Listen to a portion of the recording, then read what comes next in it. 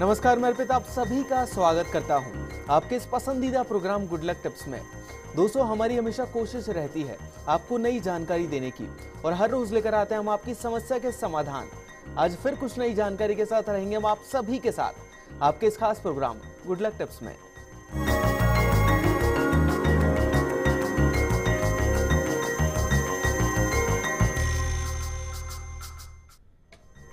दर्शकों, कई बार हम बहुत कोशिश करते हैं, बहुत मेहनत करते हैं, फिर भी सफलता नहीं मिलती।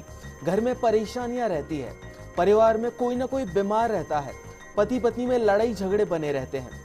और तो और ऐसे में आपके मकान के वास्तु पर ध्यान देना काफी जरूरी हो जाता है आप सभी को। तो दोस्तों, आज जानेंगे घर का सही वास्तु क्या होना चाहिए। और इसे बताने के लिए आज हमारे साथ हमारे स्टूडियो पर मौजूद हैं जाने माने ज्योतिष आचार्य पंडित मुकेश शास्त्री जी। पंडित जी, आपका बहुत बहुत स्वागत है हमारे स्टूडियो में। जय श्री कृष्ण, जय माता की, जय श्री हरि। तो दर्शकों, देर किस बात की, जान लेते हैं पंडित जी से कि कैसा होना चाहिए बेडरूम का वास्तु। गुड लक टिप कार्यक्रम के सभी दर्शकों के ऊपर भगवान श्री हरि का, माँ लक्ष्मी का, माँ बगलामुखी का आशीर्वाद और कृपा दृष्टि हमेशा बनी रहे। आप सभी का कल्याण हो। दोस्तों, घर महज सिर छुपाने की जगह नहीं है। हर आमो खास आदमी का एक सपना होता है, मेरा सुंदर सा घर हो, अपना घर हो। और घर के चयन से लेके, जमीन खरीदने से लेके या फ्लैट खरीदने से लेकर उसमें प्रवेश करने तक हम न जाने क्या क्या विधान और पूजा पाठ करते हैं। ये सब क्यों करते हैं? इसलिए ताकि हमारा जो घर है वो हमारे लिए एक आदर्श आवास बन जाए, जहाँ खुशियाँ हों, समृद्धि का वास हो, हर पल सुख शांति समृद्धि वहाँ पे बनी रहे। वास्तुशास्त्र कहता है कि घर के चयन में, फ्लैट के चयन में आपको 3 बातों का विशेष ख्याल रखना चाहिए। सबसे पहला, जो फ्लैट आप खरीद रहे हैं या जो घर आप जो खरीद रहे हैं या जो भूमि आप जो खरीद रहे हैं, उसकी दिशा और location, that is the most important. Second, सबसे इंपॉर्टेंट चीज जो है वो आपके घर में, आपके फ्लैट में बना हुआ आपका रसोई घर का स्थान। और तीसरा और सबसे इंपॉर्टेंट, आपका बेडरूम, मास्टर बेडरूम, सोने का कमरा। तो आज हम बात करेंगे आपके बेडरूम के बारे में। तो बेडरूम अर्थात शयन कक्ष हमारे घर का ही नहीं बल्कि हमारे जीवन का भी एक अहम स्थान होता है। ये वो कमरा है, ये वो स्थान है जहां हम प्रतिदिन अपने शरीर की थकान उतारते हैं। गहरी आरामदायक निद्रा के बाद नई सुबह में नए जीवन के लिए तैयार होते हैं। आपका जो बेडरूम है, आपका वह स्थान है जहां आप सबसे ज्यादा समय बिताते हैं।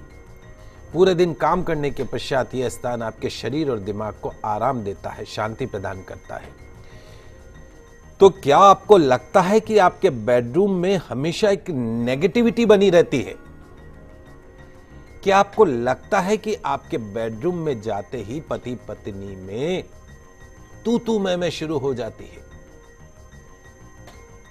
क्या आपको लगता है कि आपकी जो मैरिड लाइफ है, आपका जो दाम्पत्य जीवन है, बहुत ज्यादा कष्ट में होता जा रहा है? क्या आपकी शादी का पवित्र रिश्ता, बंधन टूटने के कगार पर है, तलाक लेने की नौबत आ रही है? यदि हां, तो दोस्तों इसके पीछे एक मूल कारण आपके बेडरूम में वास्तु दोष होना है। यदि आपका बेडरूम वास्तु सम्मत बना हुआ है तो पति पत्नी में हर प्रकार से सामंजस्य बना रहता है, प्रेम बना रहता है, शांति बनी रहती है। वहीं यदि आपका बेडरूम वास्तु सम्मत नहीं है तो नाना प्रकार की अशांतियों का सामना करना पड़ता है। पति पत्नी की जो रिलेशंस हैं वो डिवोर्स तक पहुंच जाते हैं। तो कुल मिला के दोस्तों, पति पत्नी के रिश्तों पे, आपसी जो रिलेशंस हैं आफ्टर मैरिज, उनके ऊपर आपके बेडरूम का भी काफी प्रभाव पड़ता है। जी हां दोस्तों, आप माने या ना माने, आपके बेडरूम की जो साज सज्जा, इंटीरियर डेकोरेशन, वो भी हस्बैंड वाइफ के रिलेशन के बीच में रिश्तों की मधुरता तय करती है। जब भी हम किसी अपार्टमेंट में फ्लैट खरीदते हैं तो चाह कर भी सारे वास्तु के जो नियम हैं उनके मुताबिक नहीं चल पाते, क्योंकि बिल्डर जो है वो अपनी मुताबिक बिल्डिंग बनाते हैं, आपके हिसाब से नहीं। तो ऐसे में अगर आप उसी बने हुए रूम को अपने तरीके से सजा दें, वो भी वास्तु के मुताबिक, तो निश्चित तौर पे आपके जीवन में खुशियां बनी रहती है। निश्चित तौर पे दोस्तों, यदि आपका बेडरूम अच्छा है तो आपके घर में मानसिक शांति बनी रहती है, पति पत्नी के रिलेशंस अच्छे बने रहते हैं। और जिस घर में पति पत्नी के रिलेशन अच्छे नहीं हो, आप समझ सकते हैं कि उस घर में कितनी अशांति का माहौल हो सकता है। पंडित जी, जो लोग नया घर बनाते हैं अक्सर उनके मन में एक असमंजस रहती है वास्तु को लेकर, खास तौर पर वो जानना चाहते हैं कि किस दिशा में बेडरूम बनाना चाहिए, तो उस बारे में हम जानना चाहेंगे आपसे। सबसे पहले जानते हैं कि आपके बेडरूम की सही दिशा क्या होनी चाहिए। मुख्य शयन कक्ष, मास्टर बेडरूम कहा जाता है जिसे, वो आपके घर का जो दक्षिण पश्चिम का जो कोना है, साउथ वेस्ट कॉर्नर, वहां होना चाहिए। अगर घर में एक मंजिल और है, एक मकान के ऊपर मंजिल और है, तो मास्टर बेडरूम जो है ऊपर मंजिल के दक्षिण पश्चिम कोने में ही होना चाहिए। बच्चों का जो कमरा है वो ईशान कोण में होना चाहिए, पूर्व उत्तर का कोने में हो सकता है, उत्तर पश्चिम के कोने में हो सकता है। सबसे बेस्ट जो बच्चों का कमरा है वो ईशान कोण में। गेस्ट रूम, मेहमानों के लिए जो कमरा है वो उत्तर पश्चिम में होना चाहिए। उत्तर पश्चिम में यदि आपके घर में विवाह योग्य कन्या है, जिसे हम वायव्य कोण कहते हैं, उसका जो रूम होना चाहिए वो भी उत्तर पश्चिम के कमरे में होना चाहिए। यदि आपके पूर्व दिशा में आपका कोई कमरा बना हुआ है तो वो अविवाहित जो बच्चे हैं या मेहमानों के सोने के लिए उसको इस्तेमाल किया जा सकता है। क्योंकि उत्तर पूर्व जो दिशा ईशान कोण, उसमें देवी देवताओं का वास होता है, इसलिए कभी भी मैरिड कपल को ईशान कोण के अंदर बने हुए बेडरूम में नहीं सोना चाहिए। It can be cause of so many problem. यदि आप ईशान कोण में बने हुए बेडरूम में मैरिड कपल जो है वो यदि सो रहे हैं तो धन की हानि होती है, काम में रुकावट आती है, बच्चों की शादी में देरी होती है, वंश वृद्धि रुक जाती है। साउथ वेस्ट, दक्षिण पश्चिम का जो बेडरूम है स्टेबिलिटी देता है, महत्वपूर्ण मुद्दों को हिम्मत से हल करने में सहायता प्रदान करता है। वहीं यदि आग्नेय कोण में पूर्व दक्षिण का जो कोना है वहां पर यदि बेडरूम बना हो तो वहां पे अनिद्रा का शिकार हो जाते हैं, चिंताएं घर जाती, और डिफरेंट जो वैवाहिक समस्याएं हैं, तू मैं, एग्रेसिवनेस, गुस्सा, इस तरह की नेचर घर की स्त्रियों में आ जाती, क्योंकि आग्नेय कोण है। आग्नेय कोण में यदि आप सोएंगे 8 से 10 घंटे यदि आप नींद लेके सुबह उठेंगे तो आप सोचिए कि वो आग्नेय जो है, अग्नि जो है वो आपके दिमाग में बैठ गई, आपके सर चढ़ के बैठ गई, तो फिर जब अग्नि बैठ गई तो फिर मुंह से कैसे बोल निकलेंगे आप समझ सकते हैं। हाँ, यदि आपके घर में कोई शर्मीले बच्चे हैं, डरपोक बच्चे हैं, उनको आग्नेय कोण में बने कमरे में सुलाइए, उससे उनके अंदर कॉन्फिडेंस बढ़ेगा। जो बहुत ज्यादा एग्रेसिव लोग हैं, क्रोधी स्वभाव के हैं, उन्हें कभी भी आग्नेय कोण में बने कमरे में यानी दक्षिण पूर्व में बने कमरे में नहीं सोना चाहिए।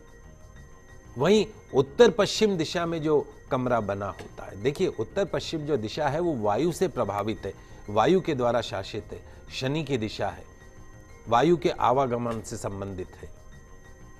तो उत्तर पश्चिम का जो कोने में जो कमरा बना हुआ है उसे विवाह योग्य जो कन्या है उसके शयन कक्ष के लिए अच्छा माना गया है, मेहमानों के लिए भी अच्छा माना गया है। उत्तर पश्चिम में यदि कोई कपल कंसीव नहीं कर पा रहा हो, गर्भ धारण नहीं कर पा रहा हो, तो विवाह के कुछ समय के बाद ही उत्तर पश्चिम में बने कमरे में यदि नवविवाहित कपल उसके अंदर निवास करता है तो कंसीव की बहुत जल्दी हो जाता है, लेकिन कंसीव करने के तुरंत बाद में उनको उस कमरे को छोड़ देना चाहिए और साउथ वेस्ट में बने हुए कमरे में आ जाना चाहिए। ध्यान रखिए कि शयन कक्ष कभी भी, जो मास्टर बेडरूम है, वो घर के मिडिल पार्ट में, मध्य भाग में नहीं होना चाहिए, क्योंकि जो घर का जो ठीक मध्य जो भाग है उसको वास्तु में ब्रह्म स्थान का स्थान दिया गया है, दर्जा दिया गया है। ये जो ब्रह्म स्थान है ये खुला होना चाहिए, बहुत सारी ऊर्जाओं को आकर्षित करता है, पॉजिटिव एनर्जी को, लेकिन ये स्थान कभी भी भारी नहीं होना चाहिए। ब्रह्म स्थान में आप बेडरूम नहीं बनाए, टॉयलेट नहीं बनाए, किचन नहीं बनाए, खाली रखिए उसको। आराम और नींद के लिए जो शयन कक्ष है वो ब्रह्म स्थान में नहीं होना चाहिए। नव दंपत्ति का बेडरूम सदा दक्षिण पश्चिम दिशा स्थित नैऋत्य कोण में होना चाहिए। अगर ऐसा संभव ना हो तो जैसे मैंने आपको बताया, उत्तर पश्चिम में भी आप उनका बेडरूम बना सकते हैं। इस बात का ध्यान रखें कि नव दंपत्ति का बेडरूम कभी भी ईशान कोण में नहीं हो, पूर्व दिशा में नहीं हो, क्योंकि इस दिशा में जल तत्व की प्रमुखता रहती है और जल के समान शीतल गुणों से परिपूर्ण ये जो दिशा है वो वंश वृद्धि के अनुकूल नहीं मानी जाती। तो कभी भी ईशान कोण में बेडरूम नहीं होना चाहिए। जो न्यूली मैरिड हैं उनका भी नहीं होना चाहिए और जो घर के मुखिया हैं उनका बेडरूम भी ईशान कोण में कभी नहीं होना चाहिए।